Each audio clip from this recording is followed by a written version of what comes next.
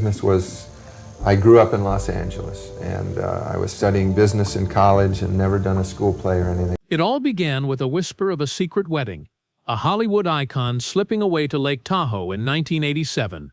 Ring on finger, alias on lips. Tom Selleck, towering star of Magnum P.I., stood beneath tall pines with a minister puzzled by the stranger before him.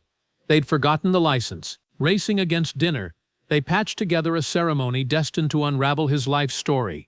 But that hushed "I do" was only the opening chapter in a saga of ambition, scandal, and near ruin. Imagine that moment, the sun dipping low over Tahoe's placid waters, its golden light dancing across the lake. Tom, sweating in the summer heat inside a borrowed tux, looked out at an empty stretch of shoreline instead of adoring fans. His bride, Jilly Mack, an elegant English dancer, smiled politely despite the echoing emptiness. Only Polaroids captured the scene.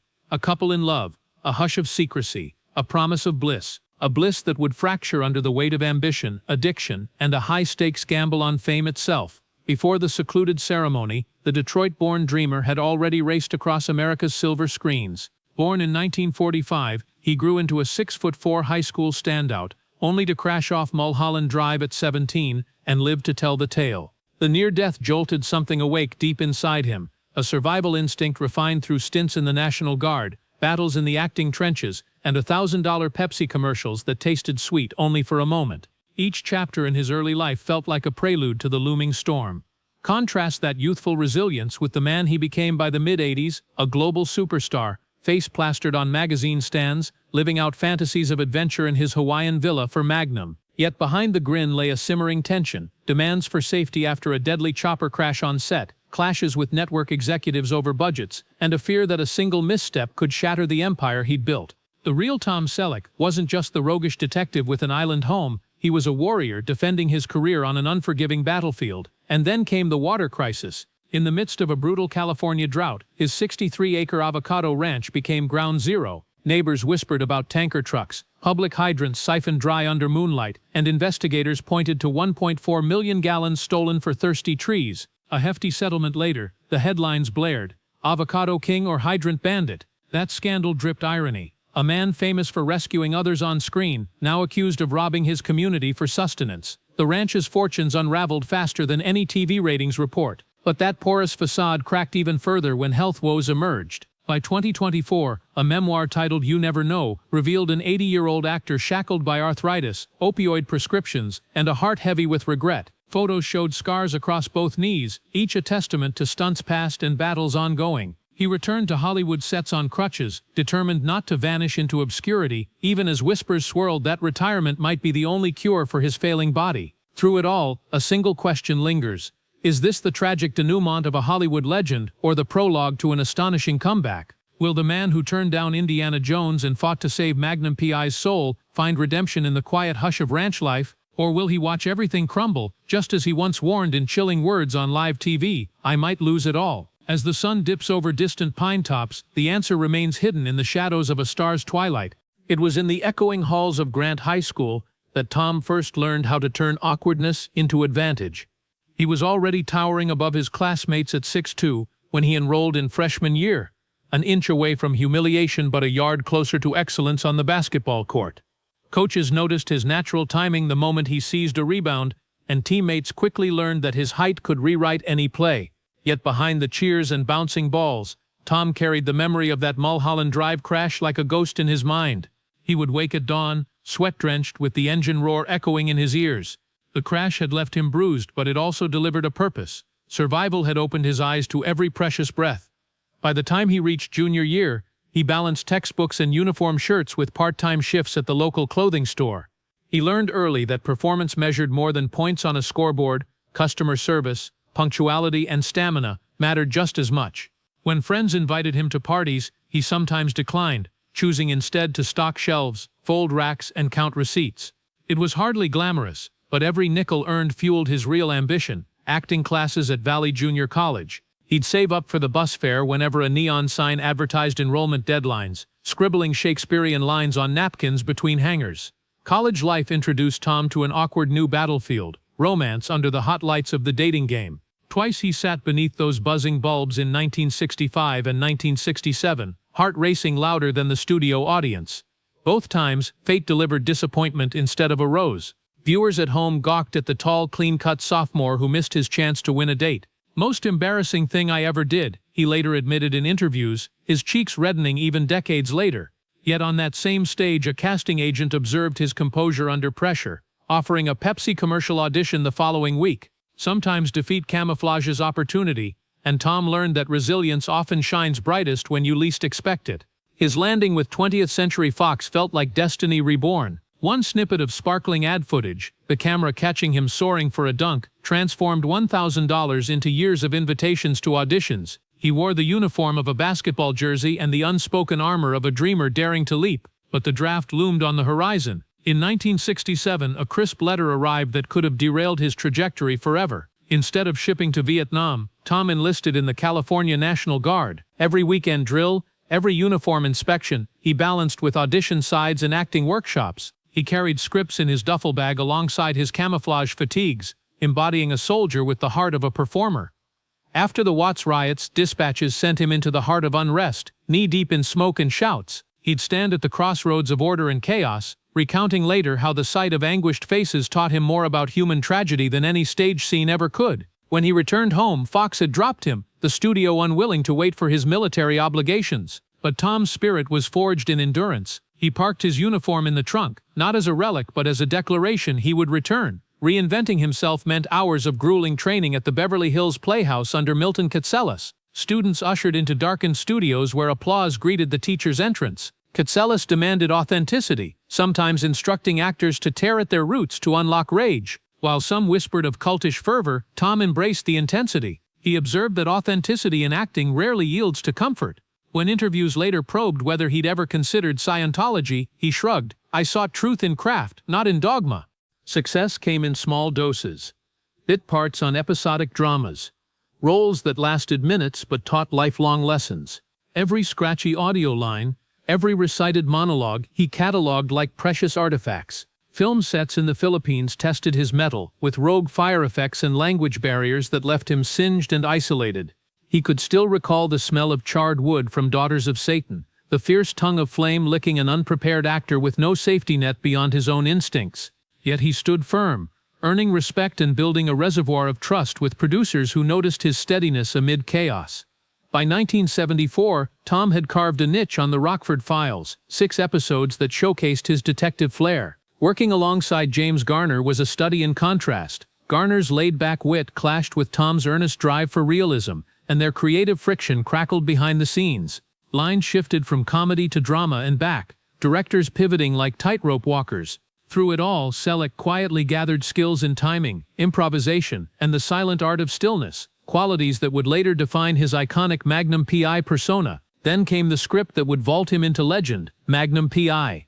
The producers had drafted a blueprint for a muscle-bound, cartoonish secret agent, but Tom refused. He envisioned a man anchored by humor, a sleuth who could charm as readily as he could shoot. Standing before Donald Belisario and the CBS brass, he laid out his vision like an advocate demanding justice. Belisario paused, considered the merits, then rewrote half the pilot on the spot. When the final cut aired, viewers fell in love with the banter, the gift for gentle self-mockery, and that signature mustache framing sly smiles. The red Ferrari, the Hawaiian shirts, the sun-drenched beaches combined into an aspirational tapestry. Critics lauded his easy charm, while executives admired his refusal to tamper with the core of the character. Yet fame cast long shadows. Tabloid whispers dredged up his early Salem cigarette ads, replaying his youth as if it were a mistake too grave to forgive. Interviews flew like boomerangs, his own face plastered on front pages beside heartbreak headlines. In 1984, a helicopter plunged into the Pacific during a Magnum shoot, claiming the life of a camera operator. Tom's outrage forced studios to rewrite safety protocols, turning a cost liability into an industry standard. But the echo of loss remained like an unhealed scar. Through triumph and trauma, his marriage to Jacqueline bore the strain. Rising ratings invited rising temptations. Paparazzi lenses encoded jealousy into every frame. He fought to keep family roots tethered to reality, but stardom cleaved him away. Divorced by 1982, he retreated from public obsession, seeking solace on a ranch bought from Dean Martin. The avocado groves held an ironic promise of peace, but nature often exacts its price. As droughts worsened, tanker trucks slipped into darkness. Water District agents tallied accusations. When the story broke, fans gasped. The hero had become a thief. He paid 6 figures to settle the claim, yet no apology could erase the irony. That scandal paled next to his son Kevin's battle with addiction, a private war waged beneath a spotlight with no mercy for privacy. And so, at 60 years old, Tom found himself at another crossroads. The familiar click of a script landing on his doorstep, the promise of a new series, collided with the haunting possibility that his physical prime had slipped into sunset. Every audition tape reminded him of the girl who left town and the man who almost lost a ranch instead of holding his child. He had twice defeated death, held the hearts of millions, navigated riots, wars and hurricanes of headlines, and still the core question remained: who was Tom Selleck when all the lights dimmed? That question leads us toward today's climax. An 80-year-old memoir penned in trembling script, titled You Never Know. By candlelight, he confesses his fears, regrets, and moments of pure, gilded happiness. The book soared atop bestseller lists, yet its pages held more than nostalgia. They carried warnings for anyone chasing Hollywood's mirage. Words like fragile, fleeting, and forgiving appear, revealing a man who once soared on eagle's wings, only to learn he needed ground beneath his feet. As cameras swivel to capture his final act, we're left with the question that has tethered his narrative from the start. Will he watch everything crumble, or will he coax life's remnants into one last defiant performance? The answer lingers just beyond the horizon, whispering like Tahoe's pine-scented breeze. Sometimes the greatest stories never end. They simply change their shape. It was late 1987 when Tom slipped away again, this time veiled by pine-scented air and the shimmering hush of Lake Tahoe. He stood barefoot in the cool grass, the hush broken only by the wind rustling through ancient evergreens. Polaroid snapshots caught the moment. A bride in chiffon twirled, a groom in a borrowed tux adjusted his cufflinks, and a minister flipped open a faded ledger marked "License Pending." Behind their smiles lay the weight of secrecy. Gilly Mack, a British stage dancer 25 years his junior, clasped his hand with anticipation, unaware that this clandestine union would define the rest of his life. No flashing cameras, no cheering crowds, only a handful of family members and 2 hastily scribbled names, Tom Jenkins and Susie Mark. Dinner waited at a lakeside lodge. Vows waited for a license that arrived only minutes before cheers echoed through the pines. The honeymoon lasted mere days before reality beckoned. By the following spring, their daughter Hannah arrived, drawing first breath on that 63-acre avocado ranch Tom had purchased from Dean Martin in 1988. He watched his daughter cradle her first lamb, marveling at the quiet promise of parenthood. But the ranch's isolation concealed more than whispers. It masked growing debts and a fragile ecosystem teetering under California's relentless drought.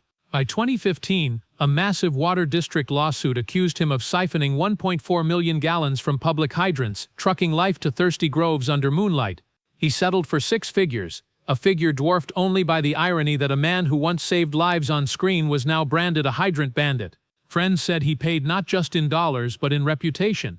While the ranch saga played out in tabloids, his son Kevin battled another drought entirely, the one within his own soul. Adopted alongside his newborn sister, Kevin struggled from adolescence, slipping into substances that promised escape and delivered despair. Rehab centers offered temporary solace, but relapse lurked around every corner. Tom fought to compartmentalize his grief, portraying calm in interviews while his reality unraveled behind mansion doors. Paparazzi caught him consoling Kevin outside the Betty Ford Center, heaters flickering at dawn, cameras clicking like a metronome marking his heartbreak. Headlines blurred fatherly devotion and celebrity sorrow into one tragic tableau. As the 1990s unfolded, Selleck returned to television in guest spots on Friends and Boston Legal, each role a reminder that versatility could extend his career beyond Magnum P.I. Yet each cameo carried new friction. On the set of Boston Legal, scripts bristled with liberal jabs at gun control that pummeled his real-life NRA ties. Cast read-throughs turned into debates, and behind-the-scenes glances felt as sharp as courtroom cross-examinations.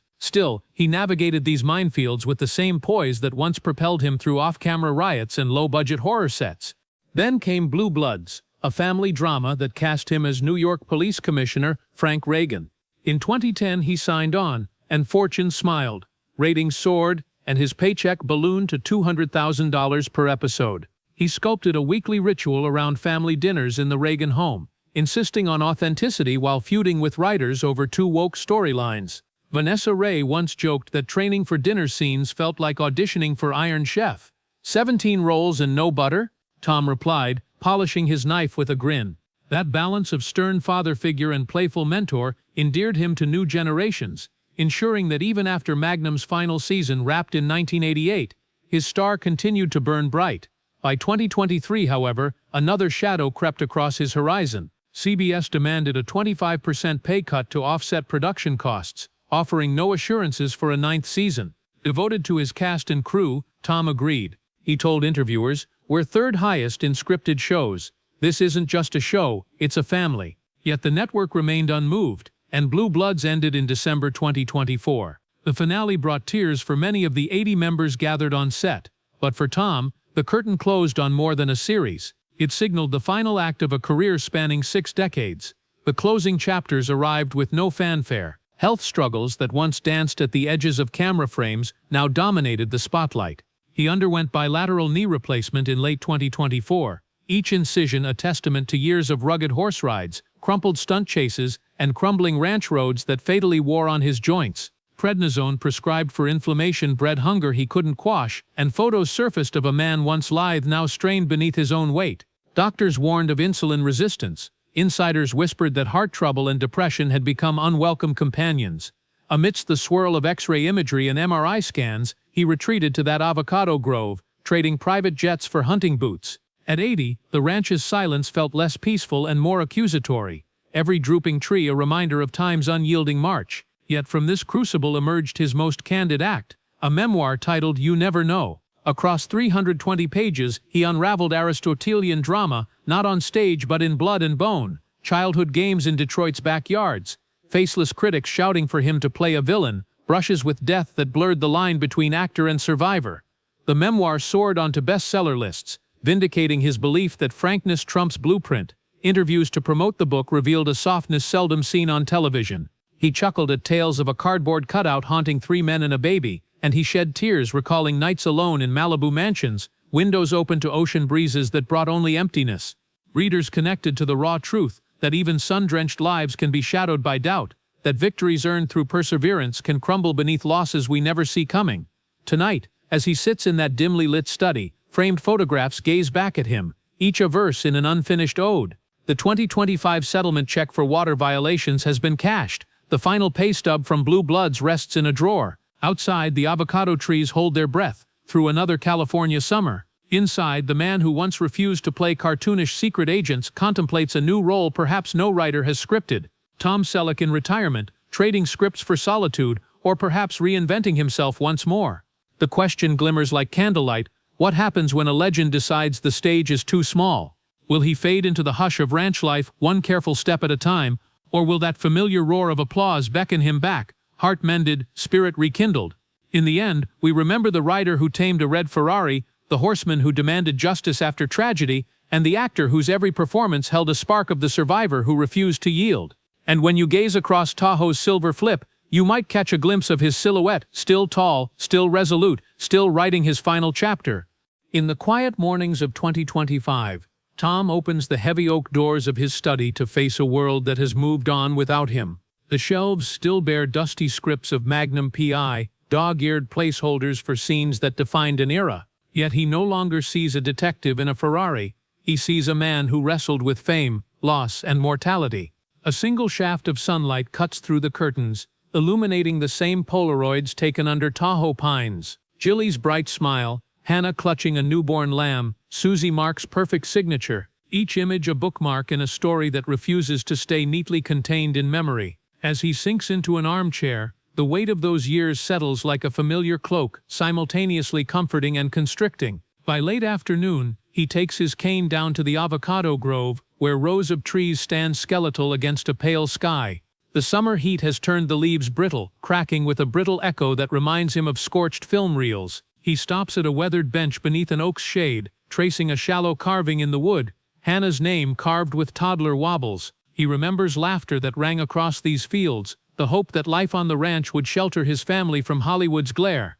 Instead, the ranch became its own stage for scandal and heartbreak. Yet here, amid the hum of cicadas, he kindles a quiet resolve. This place too can be reborn. Back in Los Angeles studios, whispers swirl of a Magnum revival. Executives pore over vintage episodes for clues on how to recapture that magnetic spark. Donald Belisario, now in his 80s, once told Tom, "The essence of Magnum lives in his heart, not in a script." Rumors persist, cameo here, director's chair there, maybe a final arc that bows to legacy instead of chasing nostalgia. Tom reads those headlines with wry amusement. He knows better than most that returning to the field demands more than a crease in a Hawaiian shirt. It demands the stamina to sprint across a beach at dawn, an eye to capture fleeting glances, a heart willing to risk the sting of rejection all over again. But if there is one lesson he's learned, it's that survival often masquerades as comeback. At night, the study evolves into a sanctuary of reflection. He opens his memoir to a bookmarked page where he detailed the night in 1980 when CBS delayed Magnum's premiere for half a year. He still recalls the sting of watching Raiders of the Lost Ark ascend without him, the cinematic roar that might have been his. Yet throughout the text, he underscores a revelation: destiny is shaped by choices, not by chance. That evening, he sends a text to Hannah, now a musician touring Europe, to share his epiphany. Moments later, her reply appears: "Dad, your next act will be your greatest." He smiles, brushing his fingers over the screen. In that instant, the possibilities stretch wider than the valley below his windows. In the stillness before sunrise, Tom devises plans far removed from scripts and sound stages. He contacts water conservation experts, determined to transform his chastened ranch into a beacon of sustainable farming. He imagines drip irrigation sculptures, educational programs for local schools, an annual festival under the oaks celebrating resilience. It might not make headlines like a Magnum shoot, but for him, it promises deeper rewards: healing a landscape, mending relationships, reclaiming community trust. This vision glimmers with the same conviction he once carried onto every set: that action rooted in purpose endures far longer than applause. As summer fades into autumn, the ranch prepares to host its first Heritage Harvest workshop. Journalists file RSVP forms alongside environmental activists. Tom stands in jeans and a sun-worn hat, unaccustomed yet eager. He greets each guest with the same palpable warmth that radiated from his TV persona, but now it's tempered by years of scars and smiles. He leads tours beneath drought-hardened branches, recounting what he's learned about scarcity, stewardship, and the unexpected grace of second chances. Children press their palms against rough bark, wide-eyed at the man whose face once filled living rooms. In their questions, "Did you really fix Magnum P.I.'s script? What's the worst thing you ever did?" Tom discovers a renewed spark. Here is a new chapter not written for screens but for the soil and souls he's come to cherish. And so, as twilight descends and lanterns flicker across the grove, he stands at a wooden podium beneath a sky blanketed with stars. His voice, though softer, still carries that unmistakable timbre of confidence and humility. He thanks the community for forgiving missteps and for believing in his vision of rebirth. Then, with a glance at the crowd and a nod to his past, he issues a gentle challenge. "Tonight, we plant more than trees. We plant hope." The applause that follows isn't recorded or replayed. It echoes in the hush of shared purpose. Under that vast, silent canopy, the once secret wedding, the battles for safety on set, the headlines screaming scandal, they all converge into a single truth: a life lived fully finds renewal in its own quiet embrace. In the weeks after the summer twilight gathering, Tom woke earlier than ever. The ranch still smelled of harvest winds and fresh earth, but beneath that veneer lay regrets and lessons learned. Each morning, he walked the orchard's perimeter, inspecting dry trunks and pruning branches. He moved with intention now, every step a testament to a man unwilling to let past failures settle into resignation. Jilly stood by his side through sun-scorched summers, winters, learning to read the ranch's needs as if each tree spoke in secret dialects. She traded stage lights for sunrise treks, helping him test soil, gather data, and draft plans. Under her gentle gaze, Tom discovered that partnership meant more than vows. It meant resilience. Together they faced headlines, healing wounds, forging a bond amid Hollywood's glare. Despite modest victories, Tom still felt Hollywood's relentless tide sometimes pulling him. Offers to reprise Magnum P.I. roles arrived, brief cameos and nostalgia-driven reboots promising millions. Each proposal tempted him to chase glory one last time, but memories of exhausted knees and nights spent chasing insurance agents for stunt claims cooled his ambition. Instead, he sought projects with purpose, supporting documentaries about wildfires and veteran reintegration. He began volunteering with veterans, using his guard years to mentor those wrestling with trauma. At ranch sessions each week, he quietly shared stories of discipline and survival, sometimes generously revealing details hidden from cameras. Around smoky, crackling fires, eager younger faces reflected genuine gratitude. For Tom, these moments transcended studio applause. Here, warm thanks sparked a renewal harder to script than any Hollywood comeback. In recent months, their letters and video calls flowed like emotional lifelines, laced with wit, loneliness, and dreams. Hannah blossomed into a touring musician in Europe, while her father balanced ranch chores with sporadic interviews across time zones. She urged him to return to camera one last time, even for a voice role. Their bond, once strained by tabloids, now shone incredibly brighter than any spotlight. As autumn's hues faded, Tom considered an offer to executive produce a series blending stark excerpts with interviews. The idea enticed him. Memories made cinematic, younger actors stepping into his shoes, scenes of struggle and triumph frozen in frames. Yet he hesitated, haunted by the fear that dramatizing wounds might reopen scars too deep. Could authenticity survive a writer's pen, or would it become staged spectacle?